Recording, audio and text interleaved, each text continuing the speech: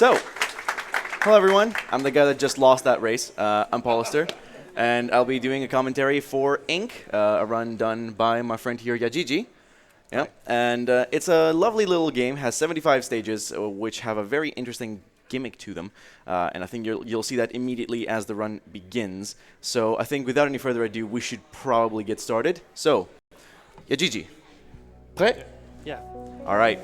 This run will begin in 3, 2, 1. Let's go. So immediately you can see that the level layout is concealed to the player, and the only way you can reveal it is through a trail of paint that the main character, this little white square, reveals. And so as you double jump, you spurt some ink around and you reveal a bit more of the landscape. As you walk, you leave a trail behind you where you stand. Now, one thing you will notice is that this is widely useless to Yajijy because he already has memorized the entire level layout, and he's essentially he already knows everything, so all he needs to do is just remember, oh, I'm at this level, this is the layout, this is what I need to do. So these things that he is stomping on, and they're making this weird, very glass shattery sound, these are the first enemies of the game. In order to unlock the exit, you need to eliminate all of these little rectangular thingies to be able to make it to the next level. They are usually, if you just stomp them, it's good. Sometimes the hitbox is a little bit more lenient and you can hit them just a little bit from the side. But there's usually just a stomp from the top is mighty fine. So Yajijy, of course, making short work of this first section. This game has, as I mentioned earlier, has 75 stages, separated into 3 sections of 25 stages apiece. And, I think, yeah, Yajijy is going to take the death there because he's intended to take the top 2, walk down, and head on out until he reaches the last opponent and into the exit. So every section is capped off by a boss battle, and in about 6 stages we are going to see the next one. So this stage here in particular has quite a few opponents. There's nothing really new here to reveal, so the donation reader, you can probably go ahead and read something out. Alright, I definitely got a donation over here. We got $44 from Zed saying, here's my donation to match my death count in Kuso. Thank you for the race, Paulister. Love plus Kuso next time. Shoutouts to Kelly. I'll donate another $50 if Kelly was pronounced correctly. I really hope I did that. You got it, yeah. Apparently I got it. Well done, Shadow. Well done, Frosty. But yeah, I'll also donate my donation when I'm done with this run, so you can expect that very soon. So now we're 2 stages away from the boss battle. Normally in casual runs you might just go the zigzag route and just going back and forth defeating enemies, but falling down and going back up to do like 2 pairs on either side is slightly faster, so we do that. Alright, so here we are into the boss battle. This rectangular thing will drop down at random intervals, so you need to give it a stomp as before. The only issue is it launches a wave of spikes to its sides. Hit it 4 times, as Yajijy has done, and that's the first boss fight done.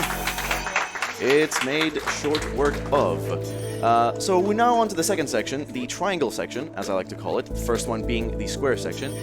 And as you might have noticed, it introduces triangular shapes in the form of spikes. You touch the spikes, of course, like with any other game, as you just saw, and you're dead. So essentially, you will see a lot of stages repeating themselves, sort of, but this time with a few extra hazards along the way to make it a little bit more difficult, so that when you think you know the layout, you really don't. It's something a little bit different. And here's where it comes into effect the most. Ooh, that's unfortunate. The platform between the top 2 monsters is covered with spikes, so you could stand on it, but it's not recommended. So he takes that 2 pairs on either side route. Now the walls are closing in, as they do, usually. And from now on, you see that the platforms are starting to move. So moving platforms are beginning to rear their head into this game. Another level where the walls are closing in. You don't see it because the other side is never covered with enough ink for you to see it, but there's two walls trying to sandwich the player like that. So what Yajijy is trying to do here in level 35 is a little skip of a cycle, which he just got. Made short work of it. Well done. And, almost. He's trying to get another skip here. Off to the top left, you'll see there's a bit of a gap, like that. So there's like a little path you're supposed to take all around, but we can also jump to the left and skip that entire section entirely, saving a few seconds. Again, a lot of moving platforms. These ones are going between two blocks, so they can sandwich the player if they're not careful. And this stage now introduces the first projectile firing enemies. They are not exactly the worst just now, because they're just firing in a certain direction. So we will have slightly worse projectile firing enemies in a bit. But for now, this section is relatively tame, so you just need to dodge their line of fire, and you should be solid. Lovely little platforming from Yajijy there. Moving forward, another little skip. You're supposed to straddle the sides of the walls there. There is a gap underneath that, so if you fall down, you do die. So you do have to do like a lot of wall jumps to dodge these projectiles and go one at a time. But yeah, Yajijy did short work of that, and that as well. So there's no worries on that front. Again, another similar section to a previous one, but with added spikes and projectile firing. And this one is kind of starting to combine a lot of the things that we have learned in the previous stages. The rectangular little creatures that you have to destroy, and all of the projectile firing ones. You might have noticed we have seen this little layout before. That is because that was there when Zet's donation was read out. This time we're adding the projectiles in, and it's getting a little bit harder, but if you just keep moving around, you should be fine. So there's a whole lot of walls happening. This stage is symmetrical, so whatever you see on the right side is mirrored on the left. Because we can, and the projectile can't beat us in speed, we've just dropped down. That's an incredible cycle skip as well. It's a pandemonium here, but if you just hold right and jump, time your jumps just right, you're good. So another boss, another one that you have to stomp. And there's an RNG element to this one that every time you stomp it, the little squares drop from the ceiling and their location is random.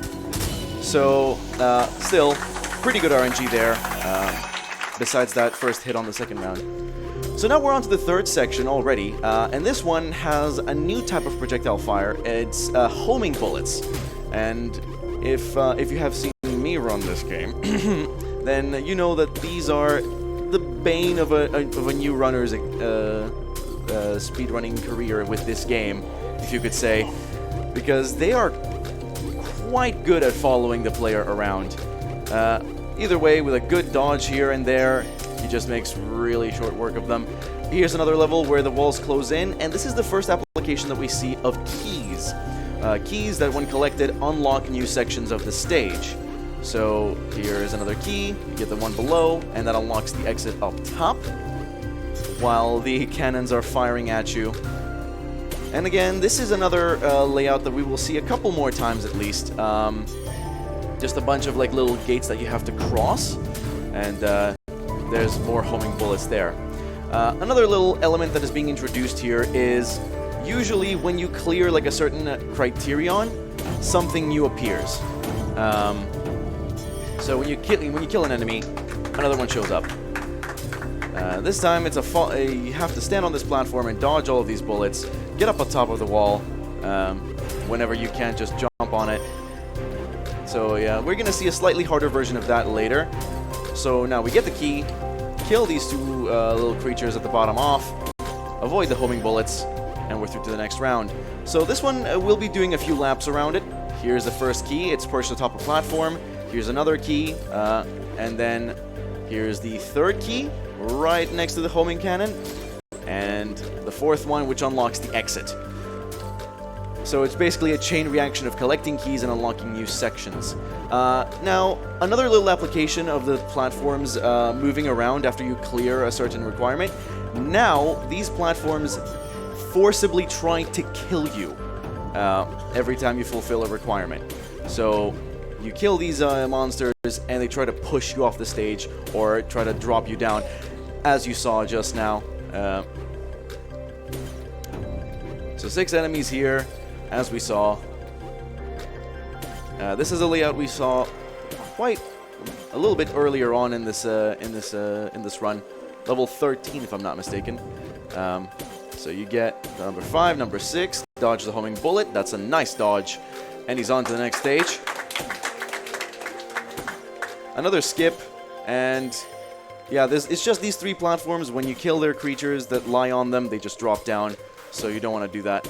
So now you're supposed to clear all the creatures at the bottom and keep going like that until the platform reaches, but we don't have to wait for the platform. We can just move forward without it. So here's a key, unlocks the first section. Second key unlocks the last section. And then the last section unlocks the middle section, just to add a little bit of difficulty to this entire thing, meaning you have to cover a little bit of extra distance to get to the end. Level 67, another one of these gate ones, but this time, ooh. The cannons are right where you're supposed to be for like elongated periods of time. So this is the first of 2 stages that has 5 keys, which are all enclosed in cubes, and you have to collect each one to get out of there.